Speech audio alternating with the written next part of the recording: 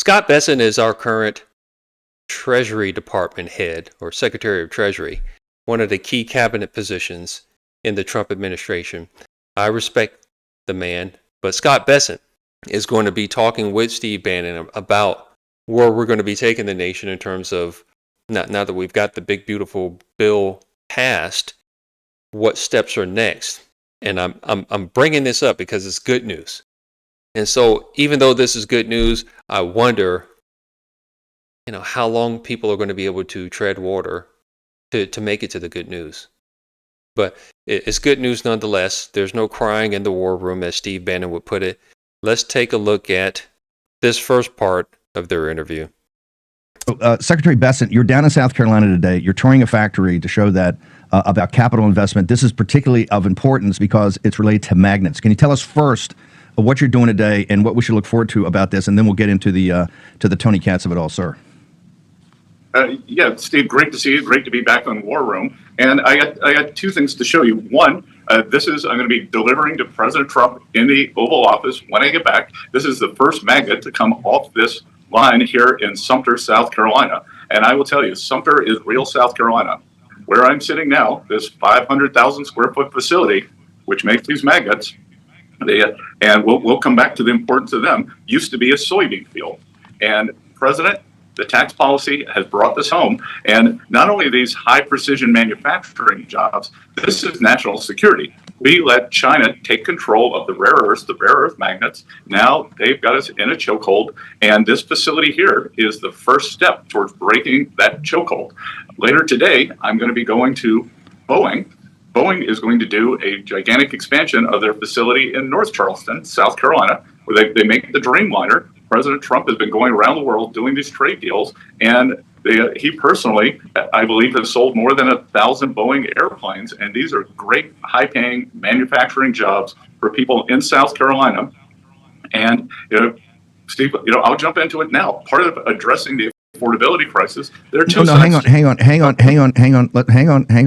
Let's not get ahead of ourselves. I want to stick with, because I want to go back to the importance and the centrality of magnets in our production process in the Chinese Communist Party. And these are smart, tough guys. You had an interim agreement in June. They kind of backed off that.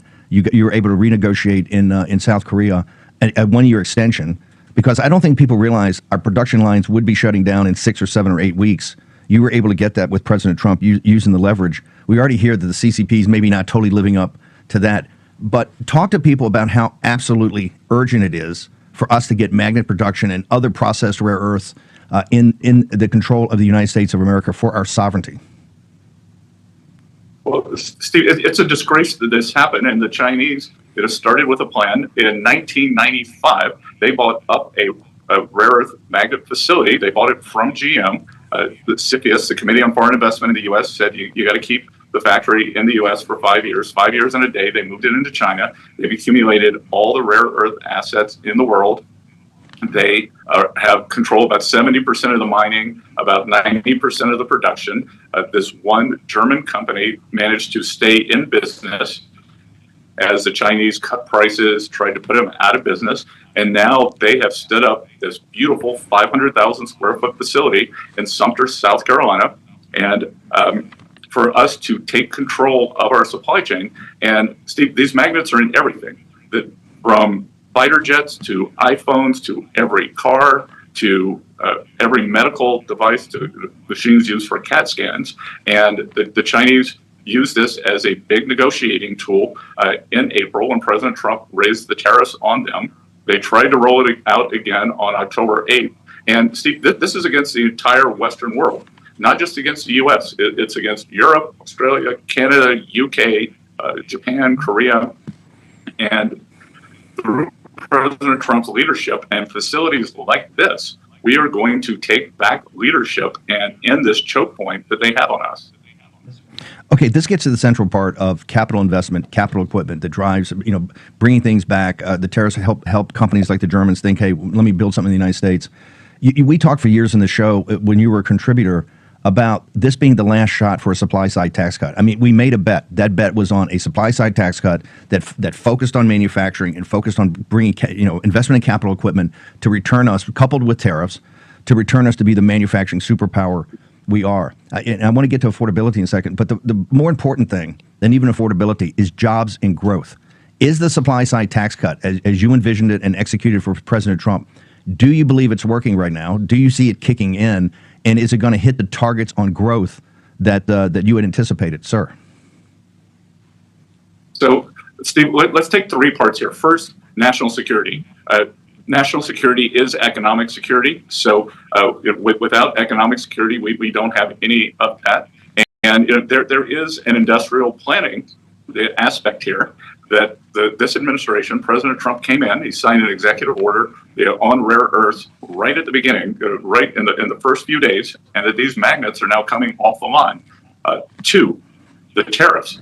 The tariffs, the revenue is great, but I have described the revenue as a shrinking ice cube in terms of the tariff income, because what would happen, the goal is to rebalance global trade, that the U.S. became free trade was not fair trade. We want to get fair trade back. President Trump's used the tariffs. Right now, the tariff income is very substantial. Over time, what will happen is as we reshore the factories, tariff income will go down.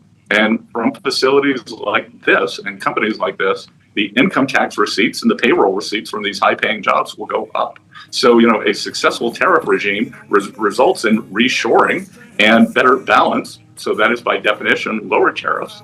And then the third part of that was, as you talked about, the tax bill, which has immediate expensing for factories, immediate expensing for equipment. So we are making the U.S. the best place to build your factory. It is energy dominance. We want to have secure, cheap energy. And then the third part is deregulation, because we had gotten out of the ability to build things in the United States. I had an hour-long meeting with the management here beforehand, and I said, why are we sitting in a former soybean field in Sumter, South Carolina?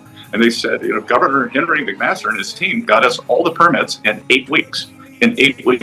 And Steve, I'm walking through the factory, talking to the workers here. Many of them had been 7 to 15 years at a Caterpillar factory that had closed, probably because the foreign competitors undercut them. And now they're here. There were 800 construction jobs here. There are going to be 300 full-time jobs. But then the owners of this factory think that could go up 6 to 10 times. And I tell you, Sumter is real South Carolina. It is, it is not fancy Charleston. It is not the mountains. This is God's guns and Gamecocks. Mr. Secretary, hang on for 1 second. I don't know how much I had things on mute, but let me see if I can remember what I was saying. I like what Scott Bessent has to say here, especially part 2. I said pay attention to part 2. I don't know if you could hear that if I was on mute or not. But part 2, he says he sees tariffs as being like a shrinking ice cube. And we're going to get to part 2 of this interview because that's important too. But that made a lot of sense to me. A shrinking ice cube, because we're getting more money right now through tariffs, but the whole goal of the tariffs is to get these corporations to move their manufacturing to the shores of America, to onshore these jobs and the manufacturing instead of offshoring it, because that's important. That's part of national security, as he said.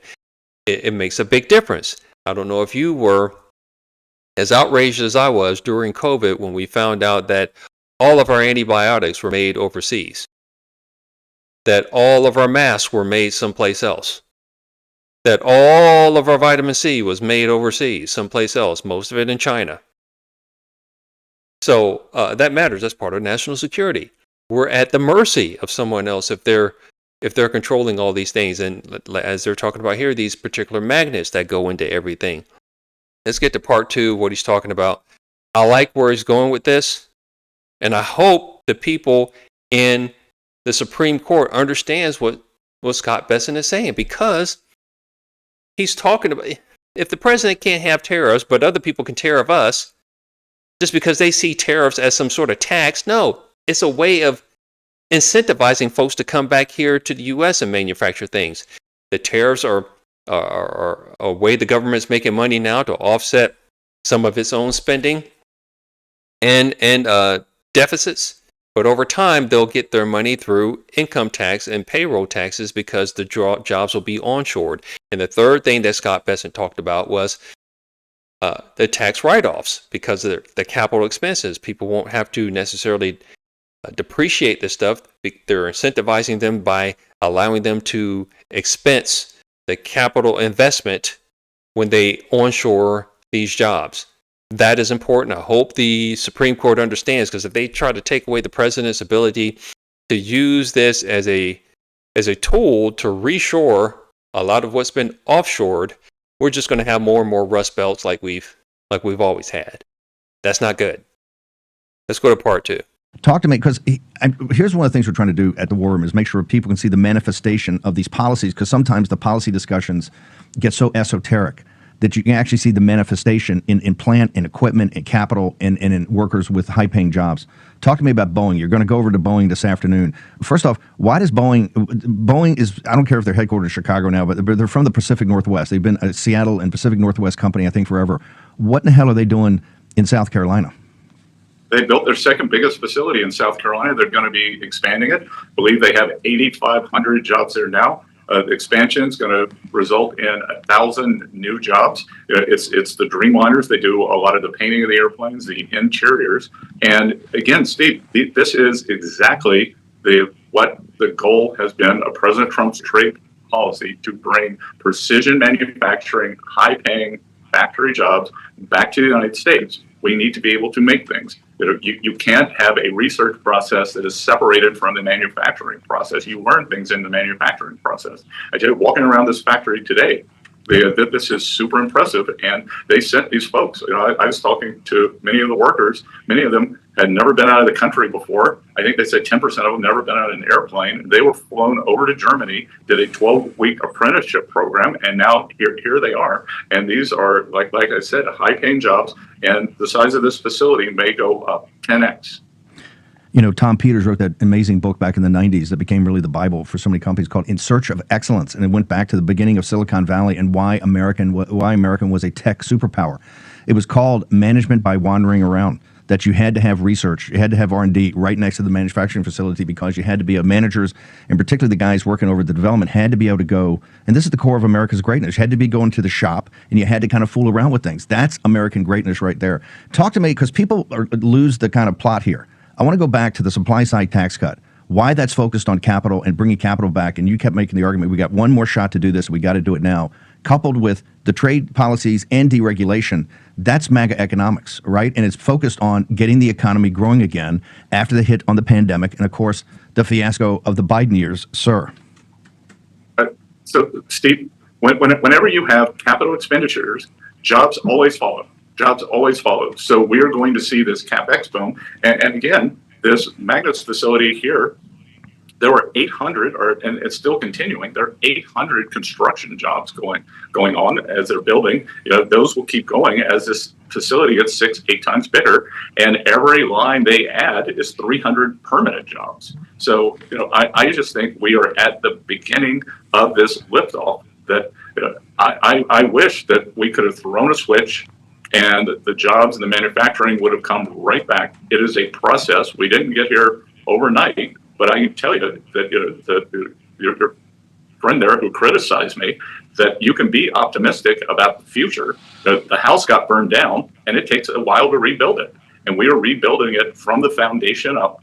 The foundation of this, the concrete that we poured, was this tax deal. So we've got the foundation, and now we are starting to rebuild our economy. And one of the answers to this affordability crisis, there are two parts to it. Part of it is, stopping the price increases, bringing the prices down where you can for things, like gasoline, like certain foods. But then on the other hand, the real home run is real wage increases, which we saw under President Trump's first term. Our hourly workers did better than supervisory workers. The bottom 50% of households, net worth went up faster than the 10%. Yes. And look, the Wall Street Journal can take a shot at me when I talk about Main Street prosperity, but I call it parallel prosperity. Wall Street has done well, exceeded everyone's expectations, and it's called the Wall Street Journal for a reason, not the Main Street Journal. I love that. It's called the Wall Street Journal for a reason, not the Main Street Journal. And Right? And they don't want everyone to have a fair shot. Is like part of the deregulation that we've done at Treasury is to help small banks. We've lost half of our small banks since the GFC. You know what? Small banks finance 70% of agriculture, 40% of small business, 40% of real estate. You know, they're your neighbors. That they work on a handshake. It doesn't have to like go back to the head office in New York or Charlotte. So this is a Main Street revival, and I think we are right in the liftoff phase. And I don't blame people for being mad. I don't blame them for being mad after what's happened. And we are moving as fast as we can on this. All right, and that's why I like Scott Bessent. He tells it like it is, straight shooter. I could tell he cares about Main Street. He doesn't need to be doing this. He's Ivy League educated, independently wealthy, like the president himself. The president doesn't need to be doing this. The president's not taking a salary for all the people that says he's just doing it for himself. I'm like, stop it. His first term, his brand took a big hit because of all the stuff going on with mainstream media. Mainstream media just kept throwing dirt at the Trump name. And they're probably the first family to be president in modern history where their net worth goes down. They don't need government, but Scott Bessent doesn't need this. In fact, he was offered playfully by the president, or the president asked him if he'd be interested in being the new chairman of the Federal Reserve. And Scott Bessent said, Mr. President, I'm probably the only person in America who does not want that job. So he says he's very happy with what he's doing now. I think he'd be a good Fed chairman, but he doesn't want the job. I do believe, as long as the Supreme Court doesn't get in the way with these tariffs things, I do believe things are going to get better big time. I just wonder how much longer people are going to have to suffer. How much longer are they going to have to figure a way to tread water? Anyway, that's all I have for this particular video for now. See you next time. Thanks for tuning in. Consider subscribing. Consider leaving a comment. Consider maybe sharing this to help me with the algorithm. I'm now at video number 62 or 63, and I have 58 subscribers. I would like to have that inverted. Perhaps you can be part of helping out that growth. I appreciate you watching. See you next time. Bye-bye.